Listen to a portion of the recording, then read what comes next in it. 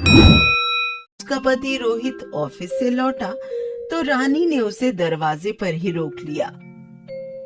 रोहित, मेरा आज बाहर घूमने का बहुत मन कर रहा है, लेकिन चलो आज हम मॉल में घूमने जाते हैं और आज रात का खाना हम बाहर ही खाएंगे।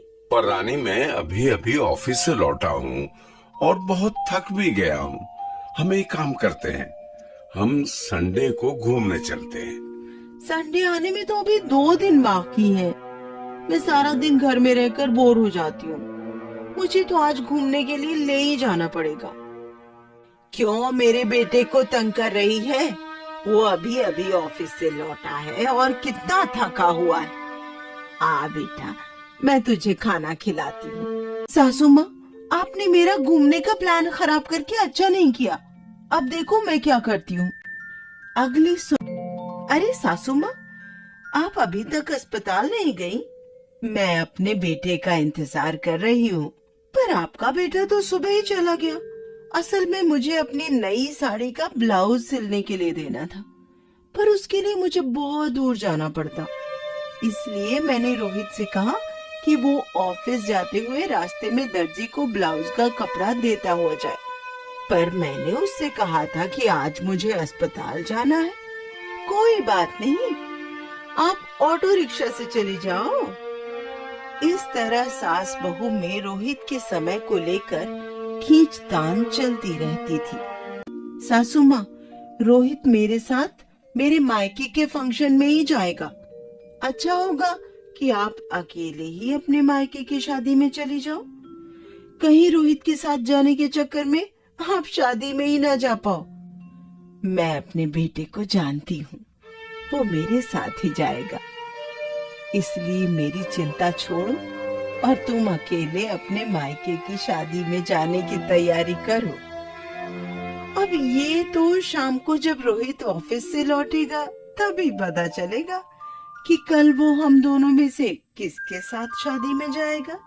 शाम को जब रोहित ऑफिस से लौटा तो रोहित को कुछ समझ नहीं आया कि वो उन्हें क्या जवाब दे। मेरे लिए ये तय करना बहुत मुश्किल है कि मुझे किसके साथ जाना चाहिए, और मैं तो बस तुम दोनों को खुश देखना चाहता हूँ। इसलिए तुम दोनों आपस में तय कर लो और मुझे बता दो कि मुझे किसके साथ जाना है। सासू माँ, आपने सुना ना कि रोहित मेरे साथ जाना चाहता है, इसलिए आप अकेले ही चली जाइए। मैं अपने बेटे को जानती हूँ, वो तुझे दुखी नहीं करना चाहता, इसलिए वो खुलकर बोल नहीं पा रहा है, पर असल में वो मेरे साथ जाना चाहता है। वैसे भी रोहित, अगर आज तेरे पिताजी जिंदा होते तो मैं तुझे बिल्कुल तंग नहीं करती। सासू माँ, आप हर बार ससुर जी का नाम लेकर रोहित को अपने साथ ले जाती हैं, लेकिन इस बार मैं ऐसा नहीं होने दूंगी।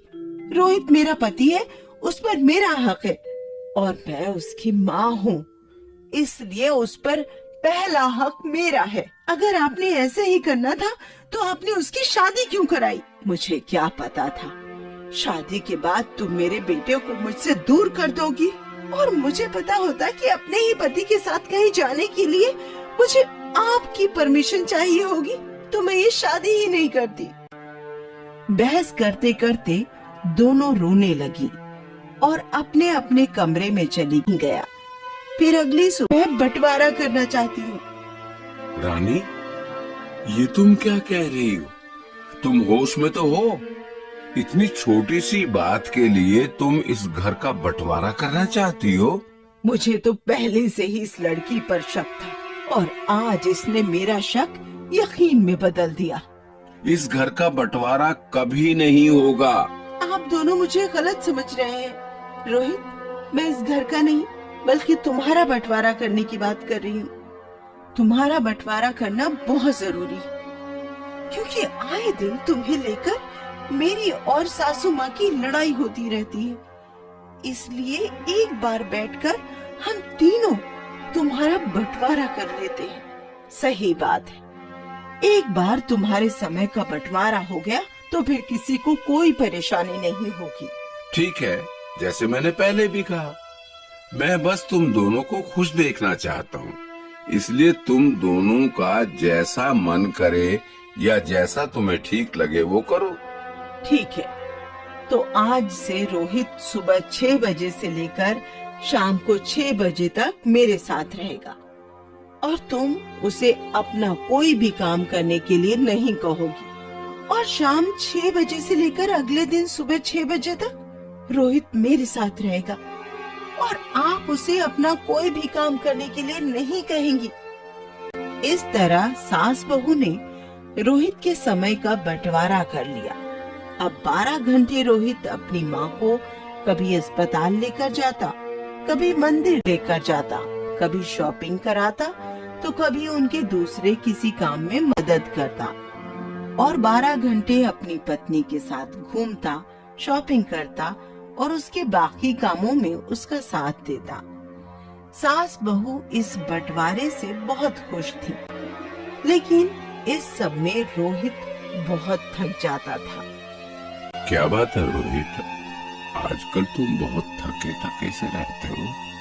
कुछ नहीं मनीष, बस घर में सास बहू ने अपना झगड़ा सुलझाने के लिए मेरे समय का बंटवारा कर दिया है। दोनों अपना समय शुरू होते ही मुझे कभी किसी काम के लिए बाहर ले जाने के लिए कहती हैं, तो कभी घर में ही किसी काम पर लगाए रखती हैं। इस सब के बीच मुझे आराम करने का समय नहीं मिल पाता। फिर तो तुम्हें उन दोनों से बात करनी चाहिए, क्योंकि अगर ऐसा ज्यादा दिन चलता रहा तो तुम्हारी तबीयत भी खराब हो सकती है। मुझे कुछ नहीं होता, अगर वो दोनों इस बंटवारे से खुश हैं तो मैं भी खुश हूँ। ऐसे ही बहुत दिनों तक चलता रहा। अब सास बहू के बंटवारे का असर रोहित की सेहत पर दिखने लगा था।